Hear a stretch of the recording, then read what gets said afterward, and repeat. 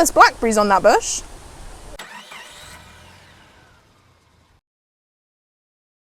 Hey guys, welcome back to the channel. If you're new here, I'm Beck. I'm converting my Peugeot partner into a micro camper.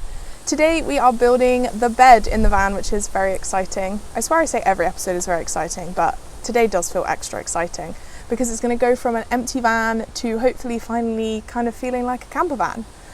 We are doing a fixed single bed that pulls out to a double, and we don't really have a firm plan.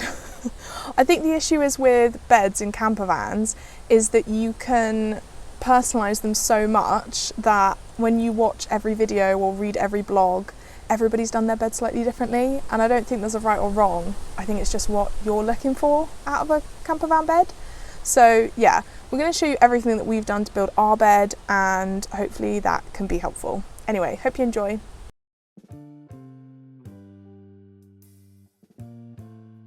So this is a bit of a long video, guys, so I've roughly broken it down into the steps that we followed to make this bed, although I wouldn't necessarily recommend anybody follow these steps exactly.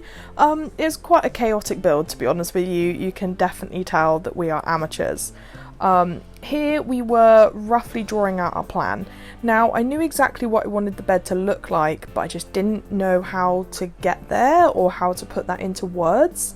So it was largely following the recommendations in the van conversion Bible, and that was quite similar to what I wanted to achieve. And I watched several videos like Love Sunday's video, which is really good, I'll link it below, and we kind of came up with this initial design that would fit quite well in the size of van that we had.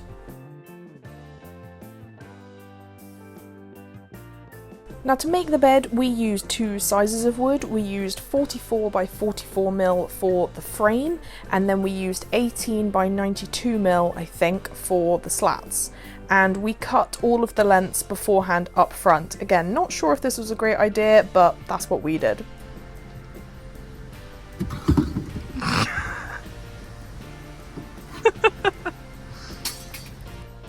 For the slats, we cut them into lengths of 70 centimeters for the fixed part of the bed and 50 centimeters for the sliding part of the bed.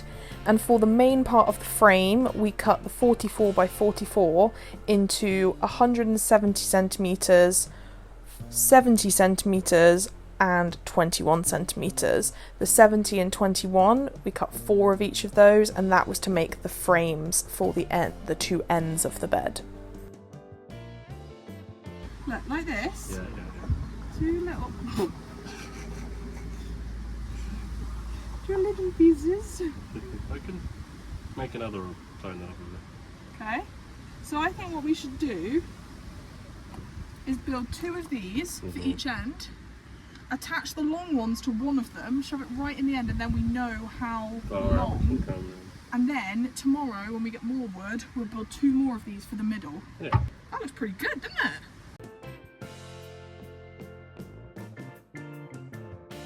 So we started by making those 2 end frames, and to do this I first did pilot holes in each of the 70 centimeter lengths of 3 millimeters, because the screws we were using were 4 millimeters diameter, I believe, and they were 90 millimeters in length.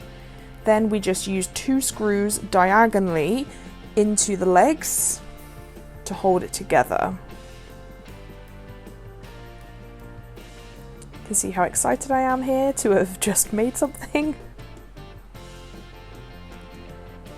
So repeated the same process on the second side. You can see 2 screws diagonally and then into the leg. It would have helped to have clamps here. Look what I made! Wow, that's so wonky. Yeah, so we did actually end up having to undo and redo one of the legs there because it was really wonky, but you'll be able to see that in a mistakes video, which is coming very soon. And then we just pieced the last bit together. So once we'd made the 2 end frames, the next thing to do was join these together to make the base of our frame of our bed. So again, pilot holes in the ends of the 170 meter pieces of the 44 by 44. And then I used the same screws, which were again 90mm length and 4 or 5mm in diameter. And again, doing 2 diagonal, this seemed to work really well in terms of stability, but also worked great later on when we were stacking pieces of wood, because it meant you could put 2 pieces of wood on top of each other which both needed screws by just alternating, doing the opposite diagonals. Now here I did end up splitting the wood slightly, so we did actually only put 1 screw in that corner. Now once we'd attached it to one end, we then measured how long we'd need it and we trimmed it down to size. This was a bit tricky in the van because of where the bulkhead was, so we had to kind of do it this way. Then I just measured on, did some more pilot holes, and then we used the same screws to attach it to the second end frame.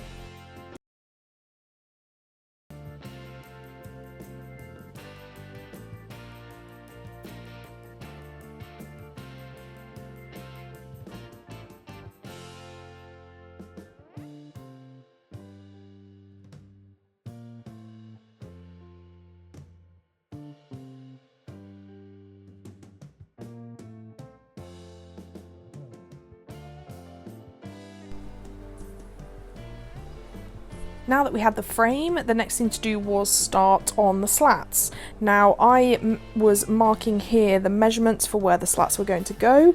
What I did was have 1 fixed slat, then have an 18mm gap, which I used, there you can see the lengthways of the slats to measure, then left space for a sliding out slat and another 18mm, and just kept repeating that. That meant that there would be 18mm gap between all of the fixed and sliding slats. So you can see here, this is what I was imagining it would look like when it was all finished. Then I got the next piece of 170, which we trimmed down now at this point to about 151, I believe, and I just put all of the same markings on there. I actually put all of the markings for the slats on all of the long pieces, even the one at the back, and this turned out to be so useful later on when I was trying to make sure all of the slats were straight. Then again, more pilot holes. I pilot holed to everything because I didn't want the wood to split. I probably could have got away with these slats with not doing it, but I just didn't want to risk any of the wood splitting. Even with doing these pilot holes, I did still get 1 small split in the wood.